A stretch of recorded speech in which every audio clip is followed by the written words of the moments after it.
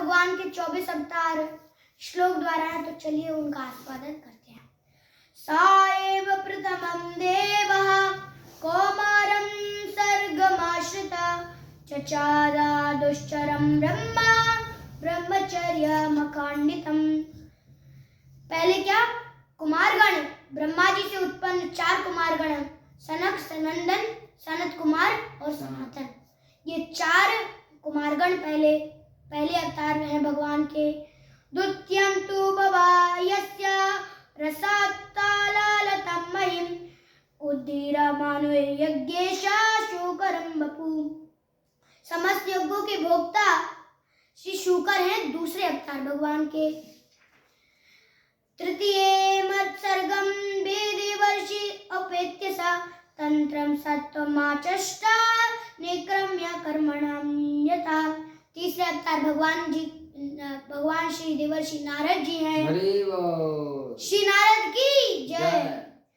तुर्ये धर्म कला सर्गे नर नारायण ऋषि भूत्वा मे उपेतेश्या मकारोद्यम जम तपा। चौथे अवतार भगवान राजा धर्म है। पंचम कपिलो नाम सिद्धशेखलपादितम प्रभाचायो सुरेशा संख्या तत्या निर्णयम। पांचवें अवतार भगवान के कौन से हैं? कपिल मुनि हैं। श्री कपिल भगवान की जय। षष्ठमत्रेरपामित्यं व्रता प्राप्तो निसूयया अन्नबीज किया कार्य प्रहलादभ्या उजिप्रज। षष्ठ अवतार भगवान के कौन से? श्री प्रहलाद महाराज हैं। श्री प्रहलाद महाराज की जय। तथा सप्तम अकृत्याम रचे यज्ञो भयात् सायव्यात् सुरेगणेत्या। भगवान के 7वें अवतार कौन है? प्रजापति रुचि तथा उनकी पत्नी आकुति है। अष्टमे मेरुदेवां तु नौवे जात उक्रमं दर्शयन् बर्माधारिणं सर्व आत्मनं। 8वें अवतार भगवान कौन से? राजा ऋषभदेव। ऋषभ भगवान की जय। इस प्रकार भगवान के 24 अवतारों का वर्णन है, पर हम इन्हीं श्लोकों में आगे बढ़ते हैं। इस प्रकार भगवान के श्रील व्यासदेव ने 18,000 श्लोक लिखे हैं, पर हम उनमें से कोशिश करेंगे कि हम हमारी भागवत भी पूरी हो जाए और 18,000 श्लोकों का थोड़ा थोड़ा सेवन भी करते चले। इस प्रकार भगवान के 24 अवतार है, तो 24 अवतार एक बार अब दोहरा लेते हैं। पहले आप क्या करेंगे? हरे कृष्णा कृष्णा कृष्णा हरे हरे हरे राम राम राम हरे हरे।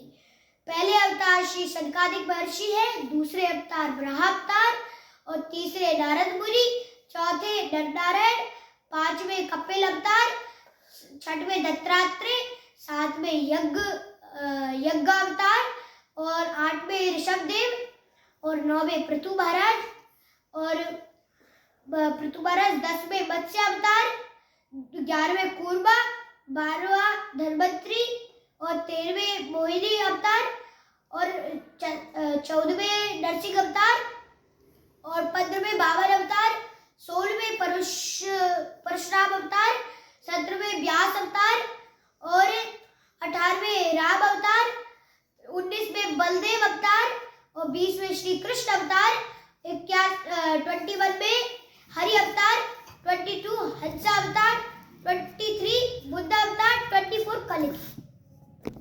और जो इन 24 अवतारों को पढ़ता है, सुनता है और बोलता है, पर कब बोलता है? प्रातः में। यदि कोई इनका श्रवण करता है, बोलता है या सुनता है, तो क्या वह इस जन्म मृत्यु जरा व्याधि से मुक्त हो जाता है।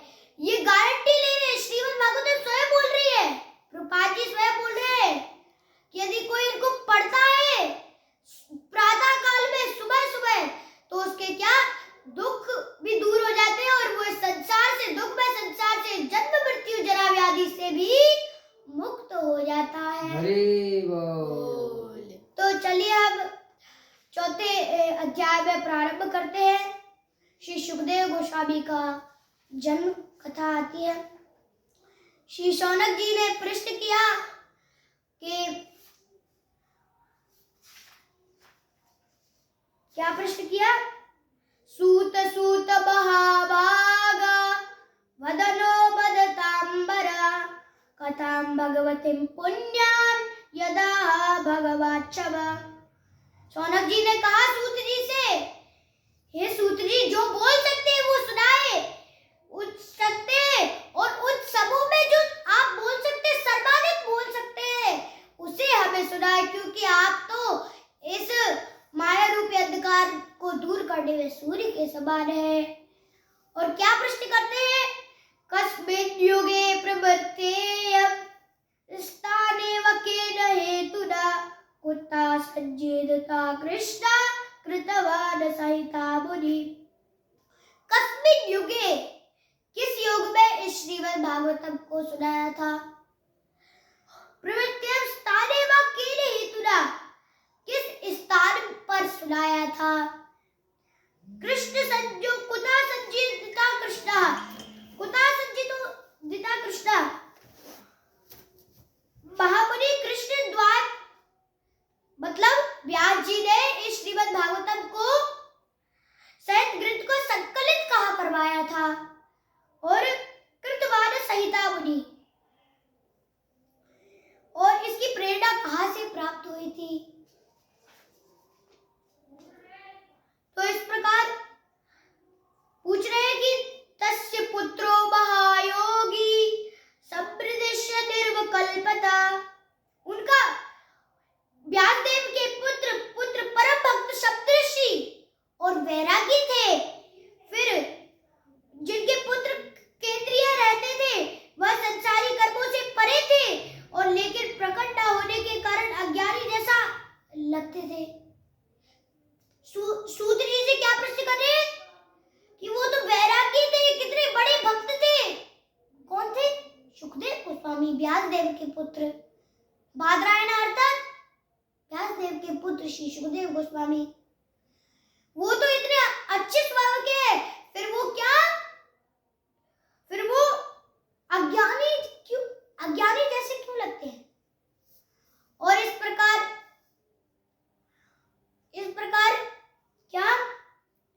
सूत जी ने उत्तर दिया, अरे शौनक, ये सुखदेव गोस्वामी की कथा इतिहास की बात है कि सुखदेव गोस्वामी,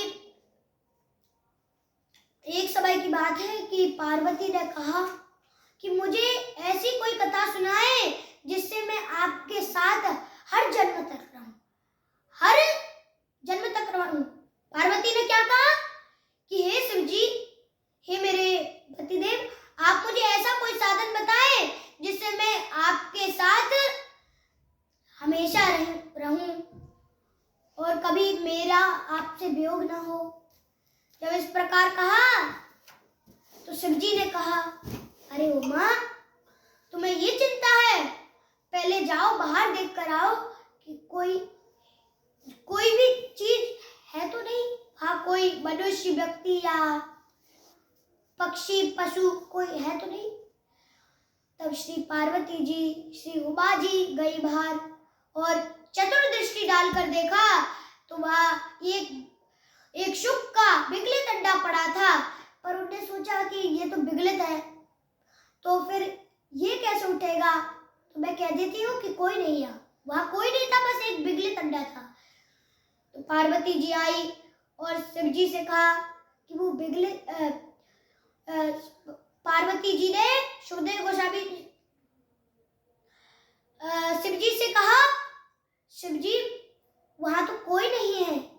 तब शिव जी ने उनको कथा बताई, प्रथम स्कंद से लेकर 10वें स्कंद तक उन्हें श्रवण की, पर जब श्रवण की उसके बाद उनको क्या निद्रा आ गई, नींद आ गई, निद्रा स्थान में चली गई। और फिर क्या, वो विगलित अंडा था, वो अमर कथा इतनी प्रभावित हो गई, जैसे राधा कुंड है, राधा कुंड के पास हम जाते हैं तो वहां प्रेम उमड़ता है, उसी प्रकार वहां क्या ऐसा उमड़ रहा था उस श्रीमद् भागवतम का रस पार्वती के पीछे बैठा हुआ था। पार्वती के पीछे बैठा और जब नवम स्कंद से निद्रा आ गई तो वो शुक ही क्या हुकारी भरने लगा। वह शुक हुकारी भरने लगा। प्रथम स्कंद से लेकर नवम स्कंद तक तो पार्वती जी ने हुकारी भरी, पर दसम स्कंद से लेकर 11वें स्कंद तक किसने हुकारी भरी? सुखदेव गोस्वामी ने हुकारी भरी। जब भरी तब 11वें स्कंद में उनकी निद्रा भंग हुई। 10वें स्कंद में निद्रा आई थी, 11वें स्कंद में निद्रा भंग हुई और उन्होंने कहा कि स्वामी मैं तो श्री कृष्ण और उद्धव का संवाद तो सुन ही नहीं पाई। तो उन्होंने कहा फिर हुकारी कौन भर रहा था? जल्दी देखो हुकारी कौन भर रहा था? तो उन्होंने देखा कि ये तोता वहां बैठा है। तो पार्वती से पूछा कि तुम्हें ये नहीं पता था कि कैसे ये वहां था? तो पार्वती ने कहा ये तो विगलित अड्डा था शुक का, पर पता नहीं कैसे ये जीवित होकर यहाँ आ गया और इसने श्रीमद् भागवतम का पाठ कर लिया। पर कोई बात नहीं स्वामी, ये तो छोटी सी बात है, उसने सुन लिया तो क्या हो जाएगा।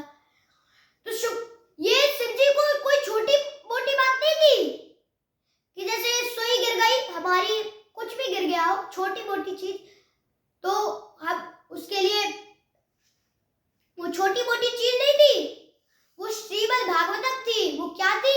नेगम कल्पतरुगलितं फलं शुकमुखादमृत द्रव्य सहितं पिबत भागवतं रसमलं। तो इस प्रकार शिवजी ने अपनी पत्नी श्री पार्वती जी से पूछा, पार्वती तुमने ये देखा नहीं, ये कहाँ से आ गया? तो उन्होंने कहा कि ये तो विगलित अंडे के रूप में था, फिर ये शायद से इस श्रीमद् भागवतम के प्रेम से उबड़ आया है, इसलिए ये क्या जीवित हो चुका है। तो शिवजी को ये छोटी मोटी बात नहीं थी कि इसने श्रीमद् भागवतम की अमर कथा सुन ली। तो शिवजी उसके ऊपर झपटे तो शुक भाग खड़ा हुआ। भागते भागते जो व्यासदेव की पत्नी पिंगला जमाई ले रही थी तो उनके पेट में, उनके उदर में वो चले गए, मुख में चले गए और उदर में चले गए। फिर श्री 12 वर्षों तक उनके उदर में ही रहे। जब उदर में रहे तो श्री व्यासदेव ने कहा कि अरे बेटा, हे पुत्र तुम बाहर क्यों नहीं निकलते? तो श्री सुखदेव गोस्वामी ने उत्तर दिया व्यासदेव को,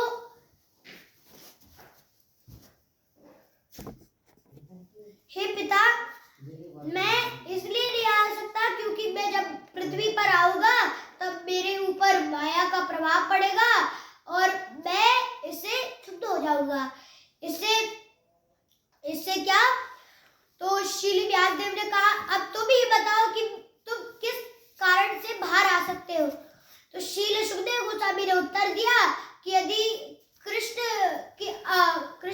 द्वारकाधीश कृष्ण की अगर अनुमति होगी, परमिशन होगी, तो मैं इस माया से छुटकारा पा सकता हूँ।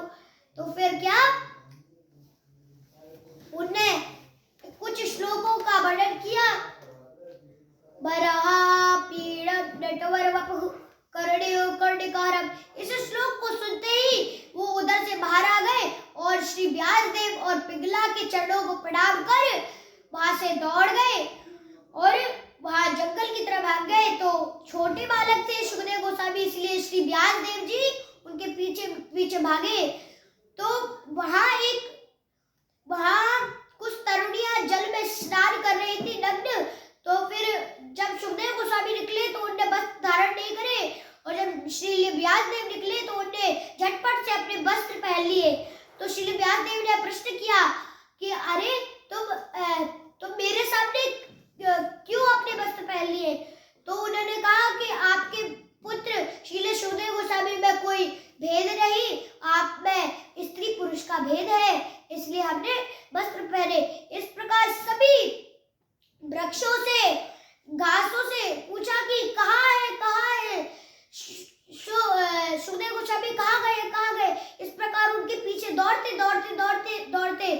जब सुखदेव गोस्वामी एक कंदरा में, एक गुफा में घुस गए, तो फिर श्रील व्यासदेव ने कहा कि बेटा, पुत्र पुत्र बाहर निकलो, बाहर निकलो। तो फिर उन्होंने कहा, उनको तो पता चल गया था कि भगवान का गायन करना पड़ेगा, तो फिर उन्होंने क्या गाया, अहो बकीयस्तरकालकूटम जिगात्सया पदप्य साध्वी। इतना ही श्लोक सुनते उनकी निद्रा, उनकी समाधि भंग हुई और वो बाहर निकले और श्री व्यासदेव के चरणों में अपने आंसू निकालकर दंडवत प्रणाम किया और श्री व्यासदेव से कहा, हे पिताजी, आप इसी श्लोक को पुनः दोहराए। तो श्री व्यासदेव जी ने कहा कि पहले इस अपने आश्रम में चलो, फिर मैं श्रीमद् भागवतम, मैं तुम्हें ऐसे ही बहुत सारे श्लोक को सुनाऊंगा। जब ऐसे आश्रम पे गए तो उनको श्रीमद् भागवतम का अध्ययन कराया और जब श्रीमद् भागवतम का अध्ययन कर लिया श्रील सुखदेव गोस्वामी ने, तो श्रील व्यासदेव अपने वन में चले गए और तपस्या करने लगे। यहाँ सुखदेव गोस्वामी जंगल में चले गए और जंगल में गए तो वहां क्या, वहां बहुत सारे ऋषि बैठे थे, तो उनके मध्य में जाकर बैठ गए और उनके प्रश्नों का उत्तर देने लगे। इस प्रकार ये सुखदेव गोस्वामी की कथा समाप्त होती है। तो चलिए, इससे परीक्षित महाराज मुक्त हुए और आगे श्रील व्यासदेव की कथा आती है 5वें अध्याय में कि एक समय की बात है, हरे कृष्णा कृष्ण कृष्ण हरे हरे, हरे राम राम राम हरे हरे। श्रील व्यासदेव और श्री नारद जी का संवाद आता है कि एक समय की बात है कि व्यासदेव जी ने 17 पुराण लिख दिए, 108 उपनिषद लिख दिए, 4 वेद लिख दिए, पर वो क्या दुखी थे, उनको संतुष्टि प्राप्त नहीं हो रही थी। तो एक दिन की बात है कि नारद जी व्यासदेव के पास गए, तो व्यासदेव वहां खिन्न चित्र बैठे थे। तो नारद जी से कहा व्यासदेव ने कि हे त्रिलोकी भ्रमण, हे नारद जी, हे देवर्षि नारद, आप मैंने 17 पुराण लिख दिए, 108 उपनिषद लिख दिए और 4 वेद लिख दिए, पर मेरे को शांति प्राप्त नहीं हो रही। पर फिर नारद जी ने उत्तर दिया, अरे व्यास, तुमने वो तो लिख दिया जो लिखना नहीं था और वो नहीं लिखा जो लिखना था। तुमने क्या नहीं लिखा? अभी मनुष्य जन्म पाया पर राधा कृष्ण नाम जिया, जानिया सुनिया बिस्काइरू। मनुष्य जन्म तो तुम्हें मिला है, पर तुमने राधा कृष्ण का इसमें वर्णन नहीं करा है। मनुष्य जन्म पाया राधा कृष्ण वजिया, जानिया सुनिया बिस्काइरू, जानबूझकर विष खाने के बराबर है। इस प्रकार जब नारद जी ने व्यासदेव से कहा, तो फिर उन्हीं व्यासदेव ने उसी चतुर्श्लोक की भगवत गीता भागवतम को जब स्मरण किया और उसी चतुर्श्लोक की भागवतम को 18,000 श्लोकों में वर्णन कर दिया। इस प्रकार नारद जी उनको शिक्षा दे रहे हैं, सर्वस्य चाह वृद्धि सद्य विष्णु मत्ता स्मृति ज्ञान अपोहरच्च वेदेषु वेषु हमेव विद्यो वेदांत कृत वेद विदेचाम। अभी तुमने क्या उनके बारे में नहीं लिखा जो सभी के हृदय में वास करते हैं। और क्या कह रहे हैं, भोक्ताराम यज्ञ तपसाम सर्वलोके वैश्वराम सूर्यधम सर्वभूतरा। उनके बारे में नहीं लिखा जो सूर्यधम सर्वभूतारा, सभी जीवों के हितैषी है, सभी जीवों के लाभकार है। तुमने उनके बारे में नहीं लिखा। किनके बारे में नहीं लिखा? तेषा नित्य मुक्ताना। क्यों नहीं लिख पाए? क्योंकि तुम भगवान के नित्य नहीं रह पाए। तुम अच्छे से नित्य रहो। तेषा नित्य मुक्ताना योग क्षेम भाव्य। जब नित्य रहोगे तो भगवान तुम्हारी सारी प्रार्थनाओं को पूरा करेंगे। और तेषा तत्युक्ताना बस्ता प्रीति पूर्वक। आप चतुर्श्लोकी भगवत गीता पुष्टि करती है, तेषा तत्युक्ताना बस्ता प्रीति पूर्वक ददामि बुद्धि योगम तब ये जवाब उपयाति थे। ये बाबू पयाते थे, जब तुम अच्छे से स्मरण करोगे तो ददामि बुद्धि योगो, तो भगवान स्वयं बोल रहे हैं मैं तुम्हें भक्ति प्रदान करूंगा, तब इस श्रीमद् भागवतम को तुम लिख पाओगे। इस प्रकार इसको लिखने के लिए तुम्हें पूरी तरह से अनन्यास चिंतन तो करना पड़ेगा, अनन्य भाव से सतत कीर्तन तो बाप भगवान का हमेशा स्मरण करना होगा, भगवान की भक्ति में लगा रहना होगा। और इस प्रकार फिर शील व्यासदेव ने कहा कि आप तो त्रिलोकी भ्रमण है, तो आप मुझे अच्छे से सुनाइए और अपने पूर्व जन्म का वृतांत भी सुनाइए कि आप इतने बड़े भक्त कैसे बने। मैं भी तो चाहता हूँ कि मैं आपकी तरह ज्ञान मेरे को प्राप्त हो, जिससे मैं श्रीमद् भागवतम को लिख सकूं। तो नारद जी ने कहा कि एक समय की बात है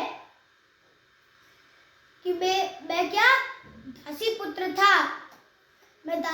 था, और मेरी माँ चतुर्मास में ऋषियों की सेवा करती थी, और मैं उन्हीं के साथ बैठकर, वो तो योगी थे पर मैं उन्हीं के साथ उनको, जब मेरी माँ भोजन कराती थी तब मैं उनके साथ बैठता था और श्रीमद् भागवतम का श्रवण करता था, भगवान के बारे में सुनता था। और कैसे होकर सुनता था? अनाश्रित कर्म फलम कार्य कर्म करोति सा संन्यासी च योगी च नाने अग्नि चाक्रिया, नाने अग्नि चाक्रिया। मैं अनाश्रित भाव से ऋषियों के बीच में मध्य में अनाश्रित होकर सुनता था। और इस प्रकार जब मैं सुनता था तब क्या श्रीमद् भागवतम के प्रथम स्कंद के 5वें अध्याय के 25वें श्लोक में के अर्थ में बता रहे कि पूर्व जन्म में कैसे मैं ऐसा बना। पूर्व जन्म में जूठन खाता था, मतलब उनका उच्छिष्ट खाता था, पर कैसे खाता था? चोरी छुपे नहीं, मैं पूछकर खाता था, ऐसे पूछकर खाता था मैं। और चैतन्य चरितामृत पुष्टि करती है कि मैं कैसे इस सब को जान सका, जब मेरे को साधु संग सर्वशास्त्र का लवपात्र साधु संग सर्वसिद्धि होय। साधु संग सर्वशास्त्र कहे। मैं जब साधुओं के संग में गया तो मैं रजोगुण तमोगुण से बाहर आया और सतोगुण में आ गया। फिर श्रीमद् भागवतम के प्रथम स्कंद के 5वें अध्याय के 34वें श्लोक में पुष्टि करते हैं कि जब सारे कर्म भगवान को समर्पण करता था, जितने भी कर्म करता था, मैं फिर सारे कर्म जितने भी करता था वो भगवान को अर्पण करने लगा। यत् करोसि यदस्नासि यज्जोसि ददासि यत् तपस्यासि कौन्तेय तत्कुरुष्व मदर्पणम्। यत् करोसि यदस्नासि, और मैं जो कुछ भी करता था भगवान के लिए अर्पण करता था। और इस प्रकार मेरा मन और भगवान में लगा। और इस प्रकार एक दिन क्या, मेरी माँ रोज प्रसाद खिलाती थी, पर एक दिन रात में दूध लेने जा रही थी, गाय का दूध दहने जा रही थी, दोहन करने जा रही थी, तो एक सर्प के ऊपर पैर रख गया। तो फिर उस सर्प ने मेरी माता को काट लिया। तो फिर मैं उनका संस्कार फिर मैंने सोचा कि अच्छा ही हुआ, भगवान की कोई कृपा ही थी ये। देखो, हमारी माता मर जाए तो हमें कितना कष्ट होता है कि हमारी माता मर गई, पर ये सांसारिक माता है। रियल माता कहाँ है? राधा रानी है हमारी रियल माता, पर उनको कोई कष्ट नहीं हुआ। बाहर से सैड कि लोगों को लगे कि ये हंस नहीं रहा है, ये अपनी माँ का दर्द समझ रहा है। तो बाहर से सैड, अंदर से इतना खुश कि भगवान आज आपने बहुत बड़ा काम कर दिया। आज मेरी माता मर गई, मेरे जीवन में अब कोई बाधा नहीं आएगी। उन्हें अच्छा ही सोच लिया कि ये भगवान की कृपा हुई है, और इस प्रकार वो उत्तर दिशा की तरफ चल पड़े। बहुत चले, 2-3 दिन चले। उसके बाद क्या, एक सरोवर से जल पिया और एक बरगद के नीचे मैं ध्यान में निद्रा थोड़ी आ गई, तो उसमें थोड़ा भगवान का दर्शन किया। जब 1 सेकंड के लिए भगवान का दर्शन किया तो मुझे उसमें और बढ़ गया। तो मेरे को आज भगवान के दर्शन हो गए। तो भगवान ने उनको हृदय में बोला, नारद, ये तो मेरा केवल तुम्हारे लिए उत्कृष्ट करने के लिए था। तब तुम मेरी अनन्य आश्रित है, तुम आप क्या करो, अनन्य भाव से मेरे चिंतन करो। अनन्य आश्रित है तुम आप ये जना परिपासते, मेरे में उपासना करो, मेरे में नित्य लगे रहो। अनन्य आश्रित है तुम आप ये जना परिपासते तेषां नित्य युक्तानां योगक्षेमं भाव्यम्। और जो भी तुम्हें जरूरत पड़ेगी मैं तुम्हें प्रदान करूंगा। इस प्रकार नारद जी अगले जन्म में इतने बड़े देवर्षि नारद बने। हरे कृष्णा कृष्ण कृष्ण हरे हरे, हरे राम राम राम हरे हरे। श्री नारद जी कहते हैं व्यास देव से कि हे व्यास, जब मैं 4 अरब 32 करोड़ जब ब्रह्मा जी को भगवान जब सबको ले लेते हैं, उसके बाद ब्रह्मा जी को जब अगली सृष्टि के लिए निकालते हैं, अगले मनवंतर में निकालते हैं, तब क्या ब्रह्मा जी मरीचि पशु पक्षी सबको निकालते हैं, उसके साथ मैं भी प्रकट होता हूँ। और नारद जी और मैं बिना रोक टोक के तीनों लोक में भ्रमण कर सकता हूँ। ये भगवान का आशीर्वाद है मेरे ऊपर।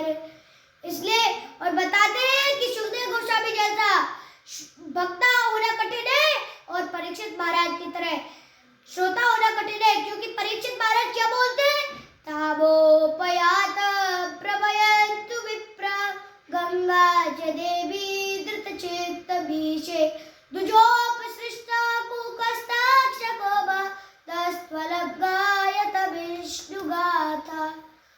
क्या कह रहे हैं कि